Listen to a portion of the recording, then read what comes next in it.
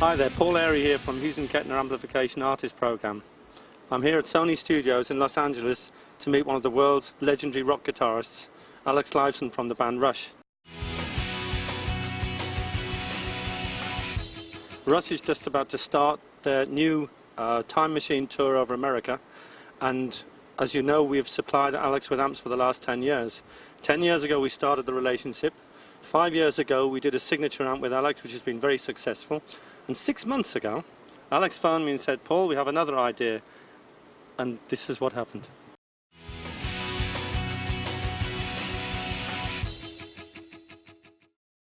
Well, first of all, as we were planning the tour, we started planning, well, we're into late June now. We started planning the tour in November of 2009. And we got a sense of what the concept was going to be. We were doing some writing at the time, and we knew where we wanted to go with the stage look and what it was conceptually. There's a steampunkish influence on what we're doing on this tour. And I spoke to Paul and some of the other guys at Hughes & Kettner about the possibility of developing an amp that would work in terms of the concept that I had in mind and what the logistical hurdles that we had to cross to actually put it together. So right behind us is an example of the amps that we built. So Alex, what gave you the idea actually to make such a fantastic amp? I mean, we thought you were just going to make another amp with a few little things on it. Yeah. This is unbelievable. Well, first of all, once we came up with the concept, then we started working on design. We're working with Dale Heslop, who's a Canadian filmmaker and director. He's worked with us in the past. He's done videos for us, but he's also got a great creative sensibility, and he works with fantastic people. Spike at Mood Staging, they did the actual fabrication of these, and I mean, they're solid, well-built cabinets. In the upper part here, we've got a Hughes & Kettner Twin 12 cabinet.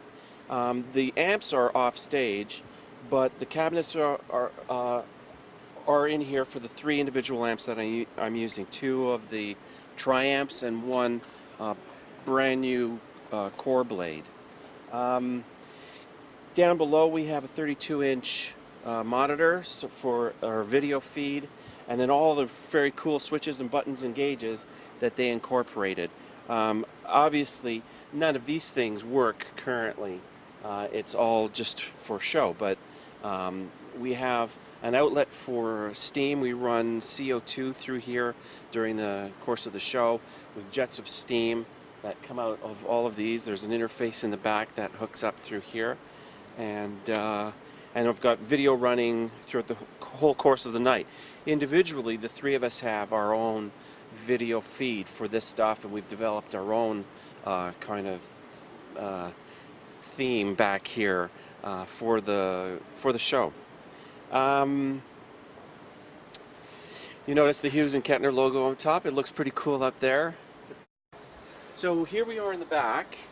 You can see that we have the Statesman cabinet here with the Twin 12s, and then the monitor down below it. This is the line, the CO2 line to the interface right in the corner here for the steam. So it's all, you know, pretty basically set up. There's plenty of room here. In fact, the intention originally was to have the amps actually sitting in here on a tray that would roll out. You have the amp on, which in our application we would put in on the day of show, slide it back in, it would all be hooked up right here and ready to go.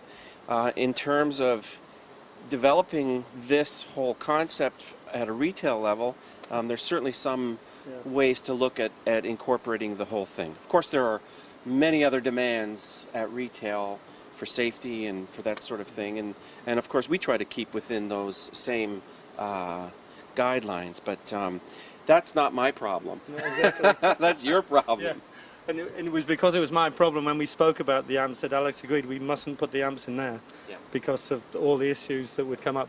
So the feed comes from the amps over by the side of the stage, and the information just goes straight into speakers. That's correct. So Paul, I'll just grab this. The way I have this set up, we're running, as I said earlier, we're running 2 triamps and 1 core blade.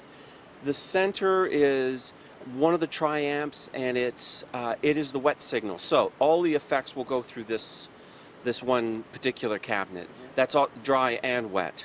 Okay, and then in this cabinet we've got another triamp, which is dry, no effects at all. So we always have this, and we're switching it between the clean and dirty channels as we would with this one, which I would call the main, and this would be the secondary. In this cabinet, this is the cabinet for the core blade, and the way I'm implementing the core blade is I bring it in as a supplemental sound for the basic sound that I have here. For example, in a couple of the newer songs, in fact in BU2B, I have created a very kind of dirty, heavy, slightly flanged sound in the core blade, mixed in with the straight sounds of these 2 amps, creates this really big, huge guitar footprint in the sound. We're able to move the cabinets all the way across in the stereo spread. So it's great to have a 3rd amp that I can create different textures and give the impression that there's an actual additional instrument playing. And that's really been the kind of cool thing about the way we've set this up. So it's like having 2 guitarists. Well, that's the idea, and you know, I'm fitted with some piezo's on a couple of the guitars, so that creates even another element and another level of sound. And this is all stuff that I think in a 3-piece is very, very important, and something that I've always worked towards, trying to create as big a presence from the guitar as possible to cover as much space. Okay, well, what can I say, Alex? This is fantastic to see you. These amps are amazing, and we are so proud that the Hughes & Kettner logo is on the top of them. We wish you a fantastic tour and look forward to seeing you very, very soon. Thank you very Paul. much. All the best. Okay, thank you. All right. Bye, everyone. See ya.